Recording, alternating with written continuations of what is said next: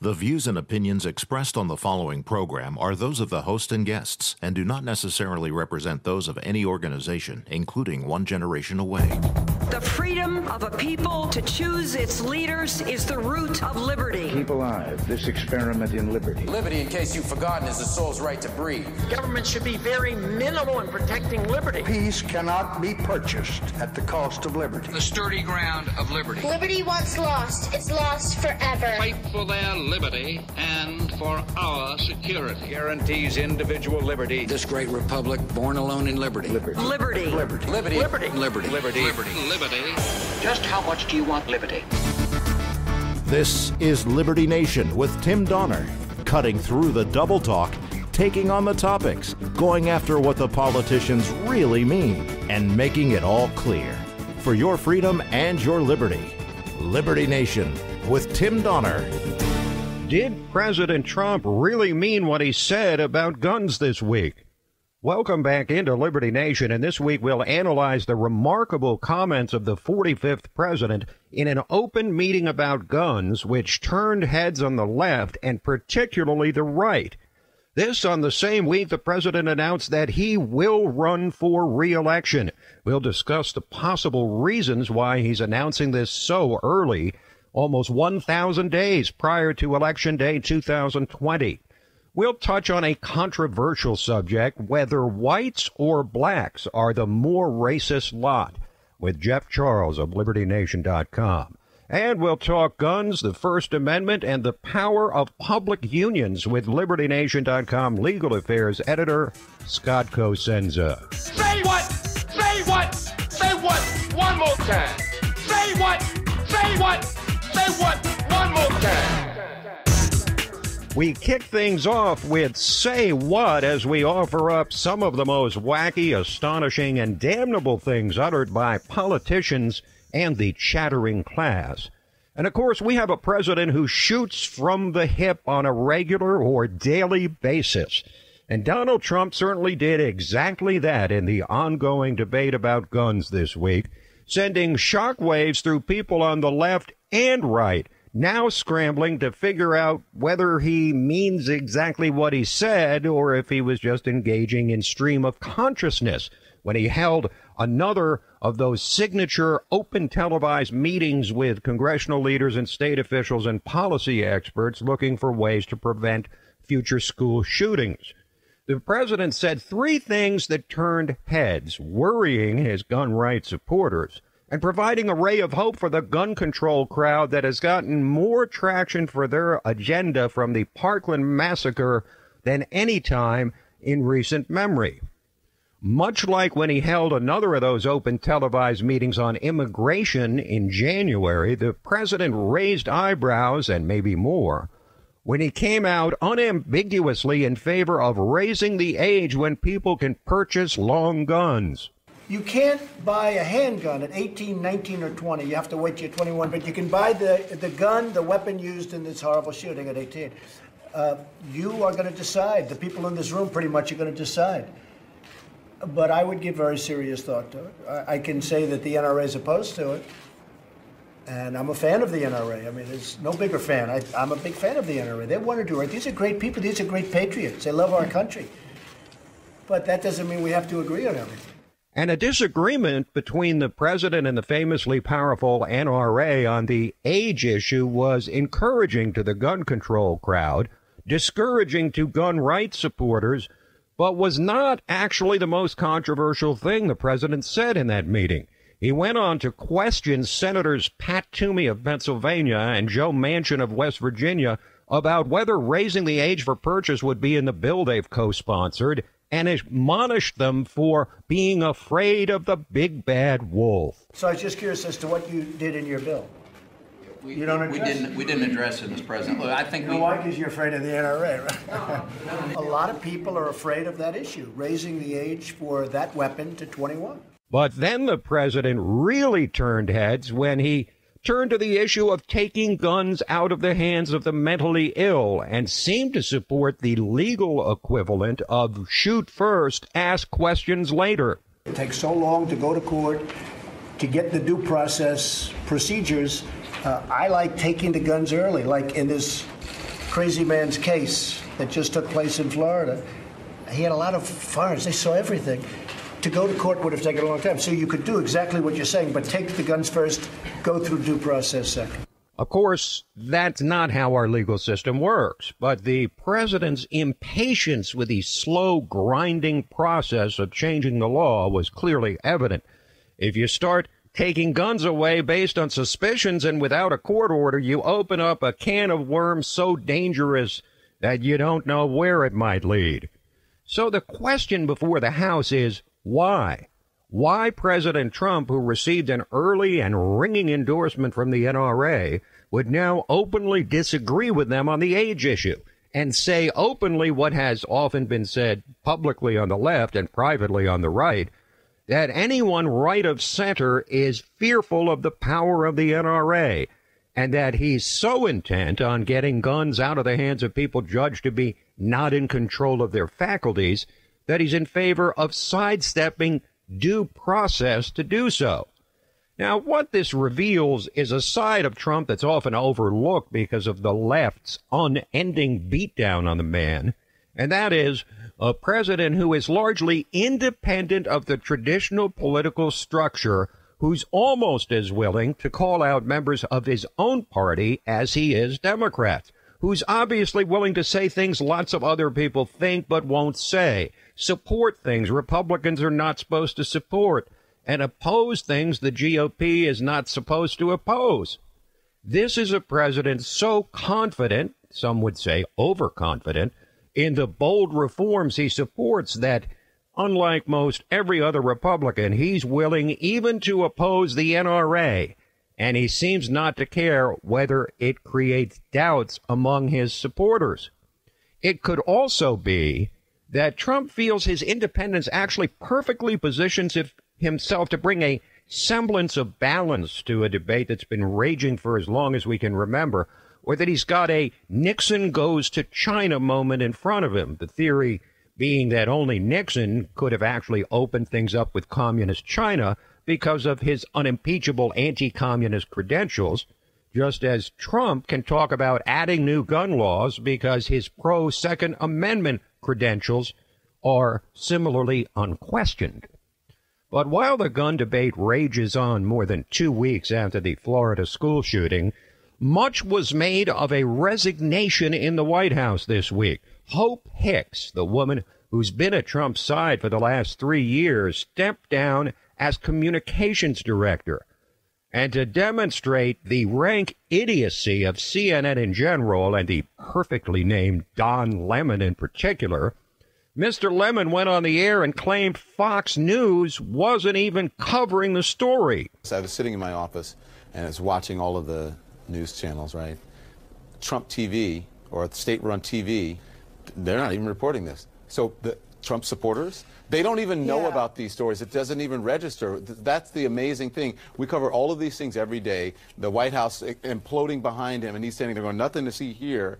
In fact, I was personally watching Fox News when the Hope Hicks resignation story was unfolding, and not only did they cover it, they went on for like 15 or 20 minutes with the story. In fact, I got tired of it. But that soundbite proves once again what a lemon Don Lemon really is, how nakedly biased CNN is, but also another thing, the total disconnect between Washington and the rest of the country. The resignation of Hope Hicks was almost certainly of almost no interest to normal Americans who care more about little things like the economy and jobs and national security. And yet the entire entrenched media, including Fox News, carried the story of a resignation by an almost unknown person like it was a matter of national urgency.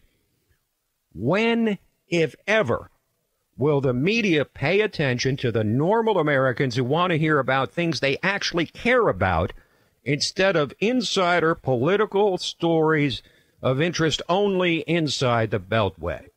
And let me tell you something, if they don't get that after the last presidential election, they likely never will. We will take a quick break and then dive into the sensitive question of who is more racist, white people or black people, with Jeff Charles of LibertyNation.com. Liberty Nation with Tim Donner.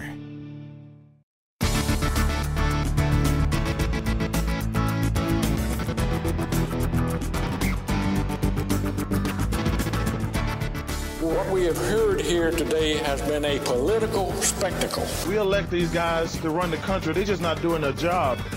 This is Liberty Nation with Tim Donner. Are blacks really the most racist group in America? That was the headline of a compelling piece by Jeff Charles on LibertyNation.com this week, accompanied by the images of a white supremacist on one side and Louis Farrakhan on the other. The piece digs deep into the racial psyche of America and the widespread notion among white people that blacks are actually more racist than whites. And Jeff joins us now. And Jeff, you start your piece by writing, I've recently noticed a disturbing trend among people on the right. It involves particular attitudes about race that I previously saw only on the left, I should say. So you stirred up something of a hornet's nest, or poked the bear, as they say, with your piece. Expand on that statement for us, if you would. Yes, thanks. Yeah, it looks like I may have triggered some people. So indeed you did.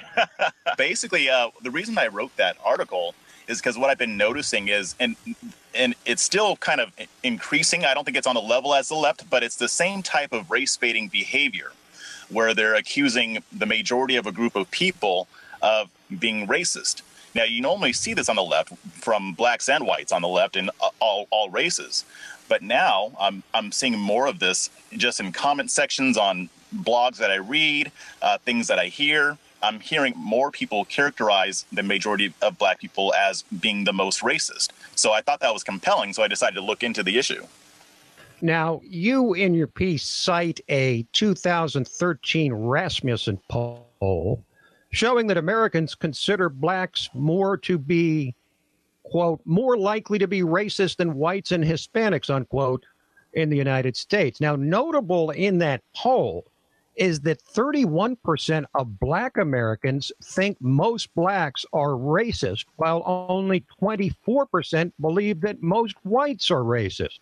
Further, 30% of whites displayed anti-white prejudice, while 43% of blacks showed anti-black bias. How do you, as a black man, explain those rather stunning results? Yeah, I mean, what stood out to me is like 30% of both whites and blacks think that their own race is more racist. So we're harder on, a good chunk of us are harder on ourselves. But I think really where this perception comes from, I think there's a lot of different factors, but I think what one of the biggest factors is the fact that it's more socially acceptable nowadays for blacks to openly express racist views. We see this on college campuses where black students don't want to share rooms with white students. We see it in the safe spaces that they have on college campuses that are designed for blacks and other minorities to escape from white people. We even see it in some branches of Black Lives Matter who basically force whites to stand at the back during protests. So we're seeing a lot in the media, whereas if a white person is racist, they're not really gonna say that out loud. I mean, you might see the KKK, neo-Nazis, but in general, people who don't belong to those groups, if they're racist and they're white, they're not really going to talk about it because it's not socially acceptable. Whereas with blacks, it still is.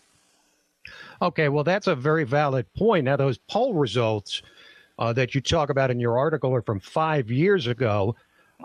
You say that surprisingly little more recent data is available, but if it were, would not the current bitterly balkanized political environment be more likely to produce different results, considering the man voted for by more than 62 million Americans and became president has constantly been called a racist by the left? Yeah. I was actually very surprised that nobody has done a study after 5 years ago, unless I just couldn't find it. But I looked diligently for other studies measuring this. But I think it's definitely possible. I mean, over 5 years, race relations have become even more tense, with more resentment, more distrust. And really, the left is doing what they do best, accusing, President Trump and his supporters of being motivated by bigotry. Now, they've always done this, but now they've kicked this whole strategy into overdrive. So I would, if they were to do a study today, I would expect to see that these levels would go up. As we continue with Jeff Charles of LibertyNation.com, Jeff, not that many people are aware of the vibrant entrepreneurial history of blacks, particularly in the South during Reconstruction after the Civil War, when they had to make their own way because no one else would help them along or give them opportunities. But it seems the Democratic Party, which commands more than 90% of the black vote almost everywhere, has done little, if anything, to reignite that black entrepreneurial spirit, choosing instead to tell black people that they're victims of an unjust society. Yes? Yes, most definitely. And I'll preface what I'm about to say by saying that what I'm going to say doesn't apply to all Democrats, but it applies to enough of them. So here's an open secret. Democrats don't want to see that level of entrepreneurship in the black community. Like the idea of another black Wall Street is scary to them for a lot of different reasons. But one is that if that spirit is reignited, we're not going to continue to see ourselves as victims. And the left's victimhood narrative has been their ultimate tool of manipulation that has enabled them to get the black vote for decades. So along comes Donald Trump, elected president seemingly out of nowhere. And even though he was constantly labeled a racist, he actually got more black votes than Mitt Romney or George W. Bush in the two previous presidential elections. Do you detect any movement away from the Democrats among blacks and towards Trump, if not Republicans, now that the black unemployment rate has dropped to its lowest level since they started recording it, and the rising tide of a strengthened economy lifting all boats? Yes, I do think that. There's a lot going on here. And what's interesting, Trump did get more of the black vote than Romney and Bush. And his approval rating among blacks has been fluctuating since he took office. But right now, it's almost twice as high as it was when he was first elected. And that's really telling to me, because what I'm seeing is that blacks are slowly but surely realizing that the Democrats aren't really doing anything for them. I actually saw a poll today that showed that black women are starting to trust the Democrats less. And this is huge because they're typically the most ardent supporters of the Democrats. Well, Jeff, there's little doubt that members of virtually every new ethnic group that has come to America over the years has experienced prejudice. Chinese in the 19th century, Italians and Irish in the 20th century, mostly Jewish people consistently over time, all symbolized by the sign, Irish, Italians, Chinese, blacks need not apply, referring to jobs. How would you compare the prejudice against those people 100 years ago to that of black people in the 21st century? How is it different? I think that people in those groups were treated far more harshly then than they are now. Now, I know there's still some people who hold those views, and there is still racism, but it's not to nearly the same extent as it was back in the 60s, 70s, and before. I think that we still have a lot of work to do, but we've also come very far. But I think the key point to understand is that minorities need to focus less on racism and focus more on what we need to do to get where we want to be. Racism is a factor, but it's not the main reason why we're not getting to where we want to be. Thank you, Jeff. Thank you. Jeff Charles of LibertyNation.com. President Trump says he's running again in 2020. Why is he making the announcement so early? We'll talk about it when we return to Liberty Nation. Liberty Nation with Tim Donner.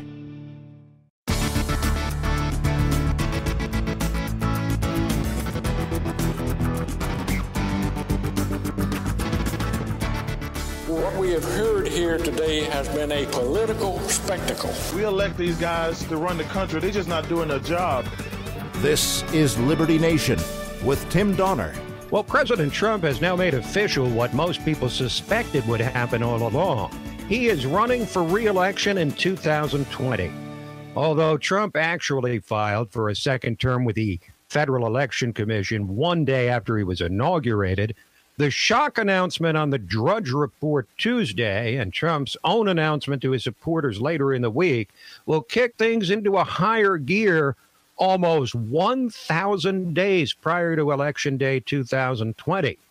So the question now is why Trump has made clear his intention to seek a second term earlier than any president in American history.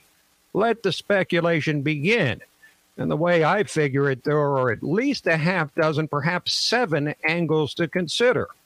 Here they are. First off, the president might be sending a signal to Jeff Flake and his fellow never-Trump Republicans who've been nipping at Trump's heels or openly expressing their contempt for him. And where has that brought Flake? It's brought him so low in Arizona polls that he's not even seeking a second term as the state's junior senator. But a presidential primary challenge sort of vaguely hinted at by Flake or another of his recalcitrant fellow travelers among the dwindling anti-Trump forces in the GOP now becomes less likely. Declaring this far out makes it just that much more difficult for challengers to gain traction through uncertainty about the president's intentions.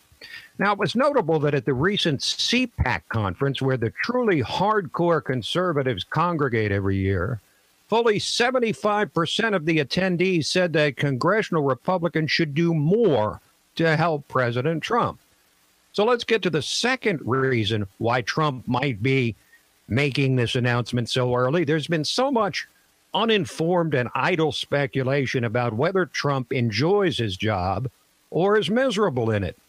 This seems to reinforce the notion that he does like the job and puts an end to the theory that Trump always had in mind to serve just 4 years if he could somehow manage to overcome huge odds to begin with and win the election and then return to his already glorious life as a private citizen. Third, this is another way for Trump to declare that he remains large and in charge. Better put, it might be a way for Trump to say, "You're not getting rid of me." Or to paraphrase Charlton Heston, "The only way to take away my presidency is to pry it from my cold, dead hands." Now, if he says that after a second term, we'll have a problem. Fourth, this will give the president an added ability and excuse to get out to more of those pro-Trump rallies he savors in flyover country and raise money among the faithful. Most of Trump's base continues to support the president as strongly as ever, even though some of them disagree with certain of his recent declarations on guns and immigration. Knowing he wants 8 years instead of 4 seems certain to invigorate his base. Fifth, this will send a clear signal to the big-time fundraisers that he is all in, thus removing any hesitancy to let loose and seek the massive donations which will form the financial foundation of his reelection campaign. Raising wads of cash for a sitting president intent on a second term will be far easier than doing so on behalf of a highly controversial long-shot candidate or a president uncertain about his future plans. Sixth on the list, declaring his candidacy for re-election is another way for the president to advance the argument that he's doing a great job. Not that he's exactly been hesitant to declare that repeatedly since he took office, but this is his way of saying, perhaps, he deserves to finish what he started. And seventh, perhaps this is a way for the president to make a statement to the special counsel Robert Mueller that far from shrinking under the weight of Mueller's ever-expanding investigation that's now 10 months old, Trump is confident that it will not bring him down. Now, what this will mean for the Democrats remains to be seen. But one potential candidate who has energized many on the left, like Trump, an entrepreneur and entertainer, is not relying on worldly wisdom. Yes, Oprah Winfrey says she will seek signs and wonders from the Lord himself to determine whether she will run for president. Here's what Oprah said to People magazine for their cover story this week. "I went into prayer and said, God, if you think I'm supposed to run, you got to tell me. And it has to be so clear that not even I can miss it. And I haven't gotten that." Now, whether from God or a less authoritative source, President Donald Trump has apparently heard and heeded the call to double down on making America great again. Let the wailing and gnashing of teeth among the swamp-dwelling establishment begin. And we will be back in a moment with Talkin' Liberty with LibertyNation.com legal affairs editor Scott Cosenza. Liberty Nation with Tim Donner.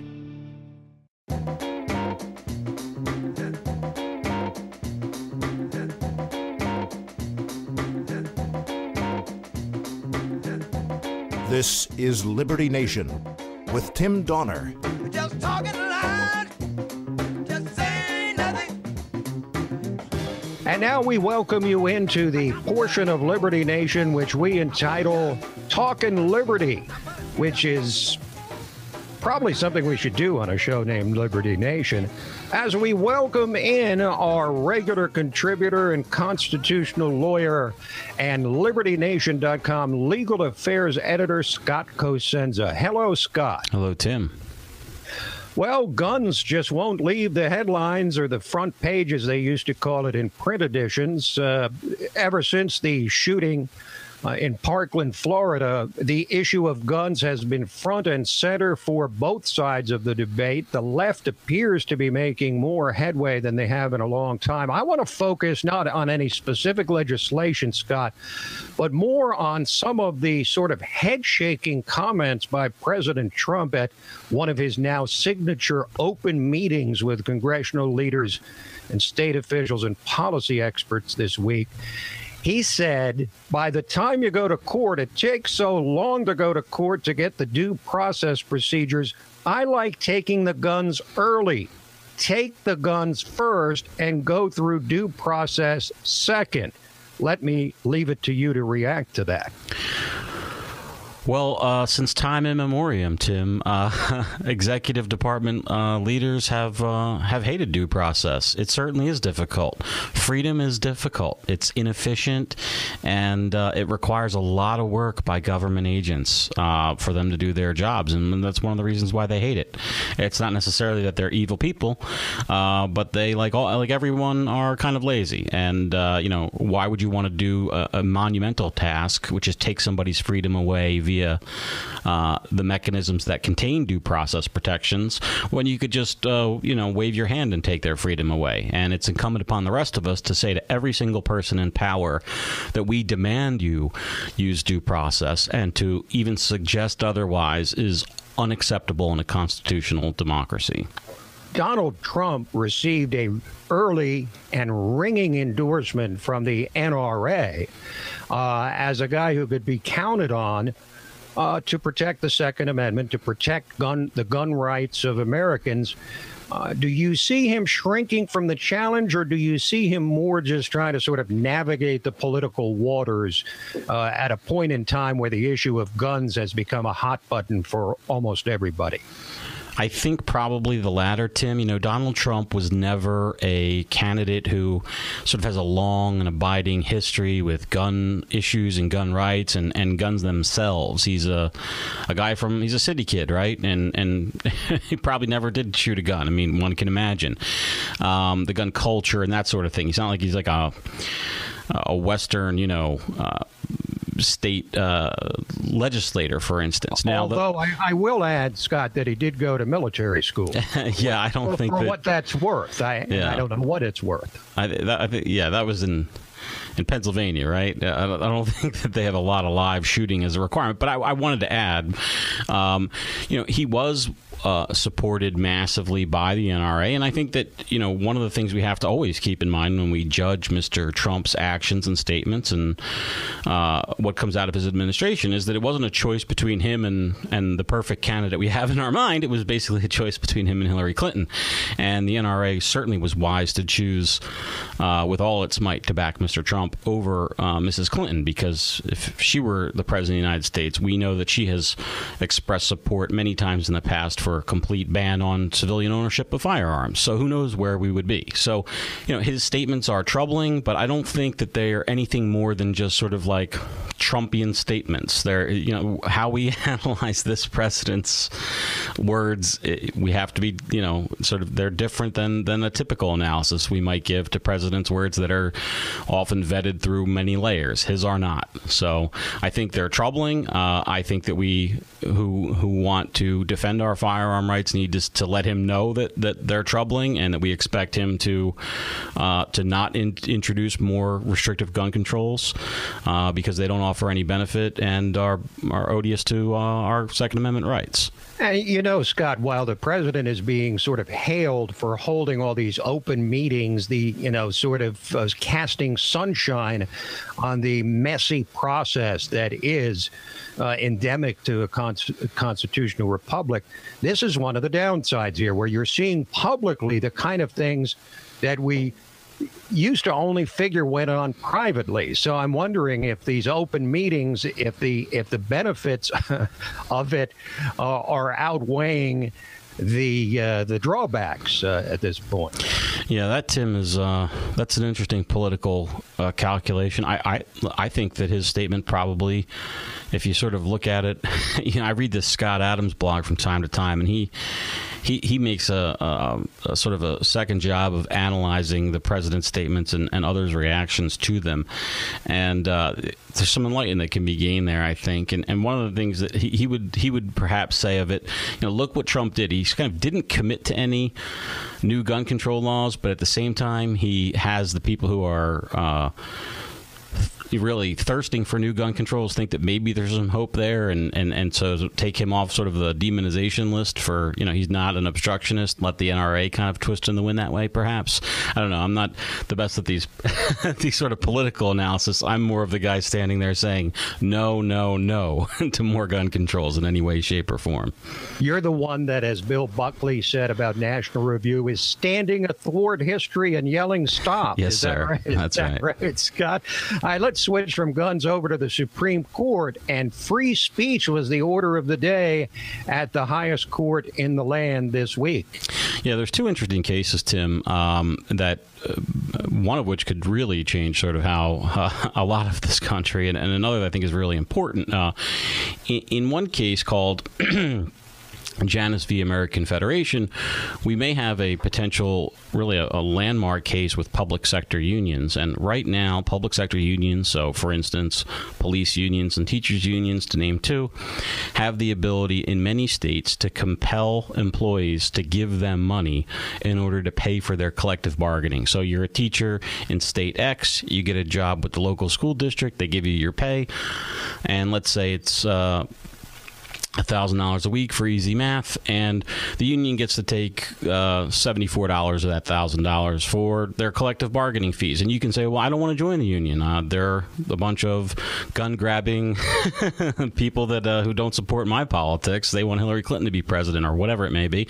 Well, the state says, well, the union doesn't have to, you don't have to contribute to the money that funds their political activities, like buying ads for candidates and so forth, but you do have to pay in some of these states for their organizing activities.